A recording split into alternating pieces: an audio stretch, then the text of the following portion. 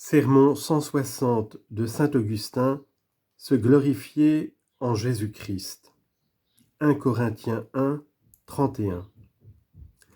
L'apôtre vient de nous rappeler que celui qui se glorifie doit se glorifier du Seigneur, et en nous adressant au Seigneur lui-même, nous avons dit à notre tour « Délivrez-moi et sauvez-moi dans votre justice ». Psaume 70, verset 2. Ainsi se glorifier du Seigneur, c'est se glorifier non pas de son propre mérite, mais de la justice du Seigneur même. Cette justice semble ignorée de ceux qui se glorifient. De la leur, et ce désordre s'est révélé principalement dans la personne des Juifs qui rejettent le Nouveau Testament et qui conservent le vieil homme. C'est en vain, c'est sans profit aucun qu'ils ont lu et chanté dans leurs livres « Sauvez-moi par votre justice », car, méconnaissant la justice de Dieu et voulant établir la leur, ils ne sont point soumis à la divine justice. Que nul donc, fût-il juste, ne se glorifie de sa justice, car on pourrait lui dire « Qu'as-tu que tu n'aies reçu » 1 Corinthiens 4, 7. Et si on se glorifie, qu'on se glorifie du Seigneur. Est-il rien de plus sûr que de se glorifier de celui dont personne absolument ne peut rougir ? En effet, si tu mets ta gloire dans un homme, tu peux rencontrer en lui quelques motifs, des motifs même nombreux de confusion pour toi. Or, dès que tu ne dois te glorifier d'aucun homme, tu dois t'abstenir aussi de te glorifier de toi-même, attendu que tu n'es pas autre chose qu'un homme. Que dis-je ? Il n'y a rien de plus insensé, rien de plus détestable que de te glorifier ainsi en toi-même. Mets ta gloire dans un homme juste et sage. Celui-ci ne la met pas pour cela en lui-même, au lieu qu'en la mettant en toi, tu n'es ni sage ni juste. Et s'il est interdit de la mettre même dans un homme sage, comment la placer dans un insensé ? Or, on est sûrement insensé dès qu'on la place en soi. Ce seul acte suffit pour le prouver. Ah, si l'on se glorifie, qu'on se glorifie dans le Seigneur, rien n'est plus sûr, rien n'est moins exposé, et si tu le peux, tu as à quoi t'attacher, tu n'auras jamais à rougir. Quel défaut peut-on signaler dans cet objet sacré de tes préférences ? Aussi l'homme illustre qui s'écriait « Sauvez-moi », non pas avec ma justice, mais avec la vôtre, venait de dire « Seigneur, j'ai mis en vous ma confiance, à jamais je ne serai confondu. » Psaume 70, verset 1. Aussi, d'où est venu l'égarement des Juifs et quel est le désordre qui les a éloignés des grâces de l'Évangile ? N'est-ce pas uniquement celui que je viens de rappeler, et l'apôtre ne l'a-t-il pas dit formellement ? Je leur rendis-il ce témoignage qu'ils ont du zèle pour Dieu, mais non pas selon la science. Voilà tout à la fois un éloge et un blâme. De quoi les blâme-t-on ? De ce que, tout en ayant du zèle pour Dieu, ils ne règlent pas ce zèle sur la science. Ensuite, comme si nous consultions l'apôtre, comme si nous lui disions « Que signifie ce zèle qui ne se règle pas sur la science ? Quelle est la science que n'ont pas ces hommes zélés pour Dieu ? Veux-tu le savoir ? Semble-t-il remarque ce qui suit. C'est qu'ignorant la justice de Dieu et cherchant à établir la leur, ils ne sont pas dépendants de la justice de Dieu. » Romains chapitre 10, versets 2 et 3. C'est pourquoi si tu as du zèle pour Dieu, si tu veux le régler sur la science et entrer dans l'alliance nouvelle dont les Juifs n'ont pu faire partie parce que leur zèle n'était pas conforme à la science, reconnais la justice de Dieu et garde-toi, si tu es quelque peu juste, de te l'attribuer. Non, si ta vie est sage, si tu observes les divins commandements, ne te l'attribue pas. Ce serait chercher à établir ta propre justice. Reconnais à qui tu dois et de qui tu tiens tout ce que tu possèdes. Tu n'as rien, effectivement, que tu n'aies reçu. Or, si tu l'as reçu, pourquoi te glorifier comme si tu ne l'avais pas reçu ? 1 Corinthiens 4, 7. Te glorifier de cette manière, c'est te glorifier de toi. Mais celui qui se glorifie ne doit-il pas se glorifier du Seigneur? Conserve le bienfait, mais n'oublie pas le bienfaiteur. Lorsque le Seigneur promettait d'envoyer son esprit, il disait, « Si quelqu'un a soif, qu'il vienne à moi et qu'il boive. Celui qui croit en moi, des fleuves d'eau vive couleront de son sein. » Jean 7, 37. D'où viennent en toi ces fleuves? Rappelle-toi ton ancienne aridité, car si tu n'avais été desséché, tu n'aurais pas eu soif, et n'ayant pas soif, tu n'aurais pas bu. Que veux-je dire par ces mots, n'ayant pas soif, tu n'aurais pas bu? Je veux dire que tu n'aurais pas cru en Jésus-Christ si tu ne t'étais senti dans le besoin. Aussi, avant de dire « des fleuves d'eau vive couleront de son sein », il a dit « si quelqu'un a soif, qu'il vienne et qu'il boive ». Pour avoir ces fleuves d'eau vive, il faut boire.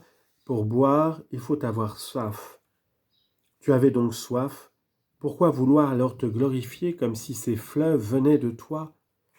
Oui, que celui qui se glorifie dans le Seigneur. Pour moi, mes frères, poursuit l'apôtre, lorsque je suis venu vers vous, je ne me suis point venu annoncer le mystère de Dieu avec la sublimité du discours et de la sagesse.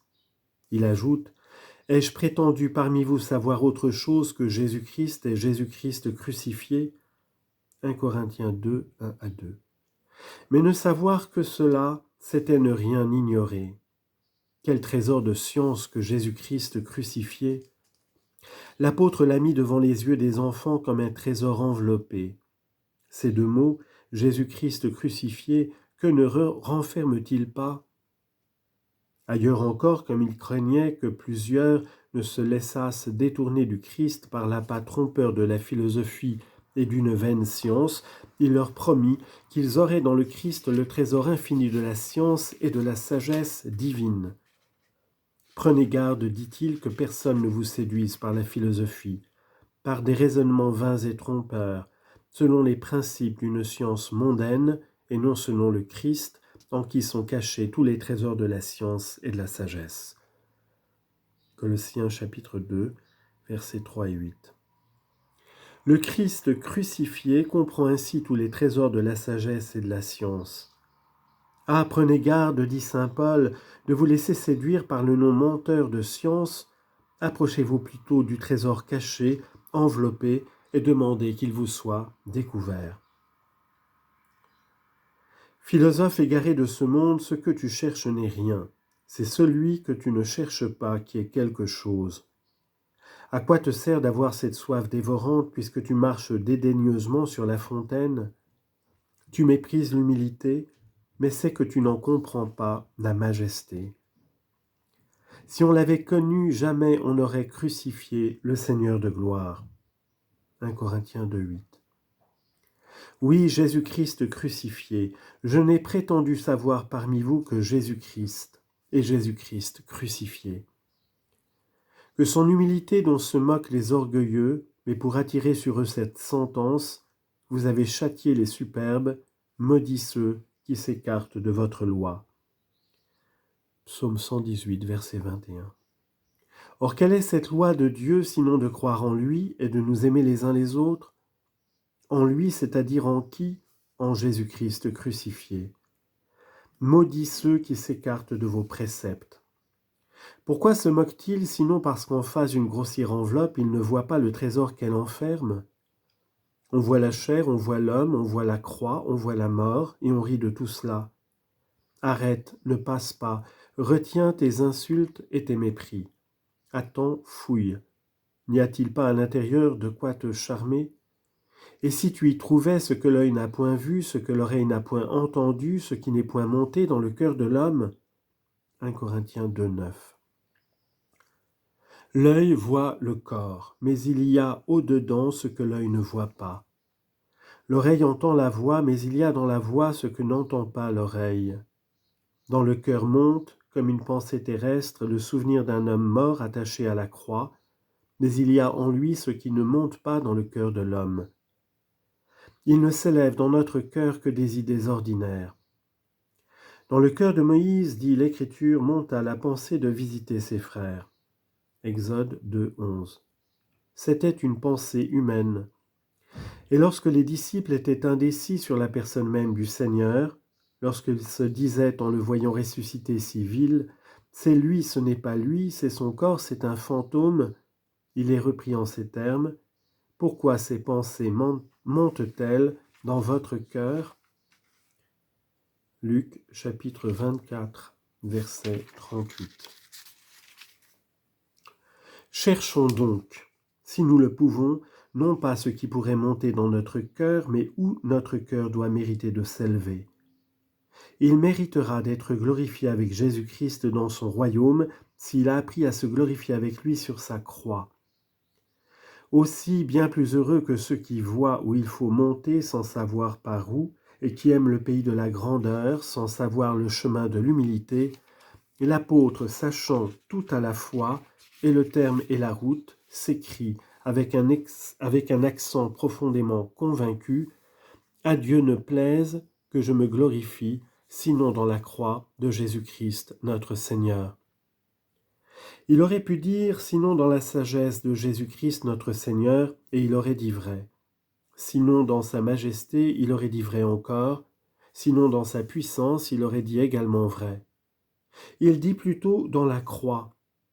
Ce qui fait rougir le philosophe du monde est pour l'apôtre un trésor. Il ne dédaigne point l'enveloppe grossière et il découvre l'or caché. À Dieu ne plaise que je me glorifie sinon dans la croix de notre Seigneur Jésus-Christ. De quel heureux fardeau vous chargez, ô apôtres, il renferme tout ce que vous ambitionnez. Vous avez même montré ce qu'il contient de riche. Mais de quel secours vous est-il ? Par lui, répond-il, le monde m'est crucifié et je le suis au monde. Galates 6,14.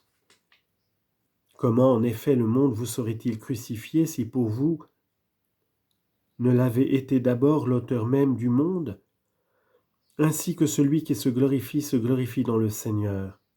Dans quel Seigneur ? Dans le Christ crucifié. Il y a en lui de l'humilité mais aussi la majesté même, de la faiblesse mais aussi la puissance, la mort mais aussi la vie. Pour parvenir à ce qui te flatte, ne méprise point ce qui t'effraie.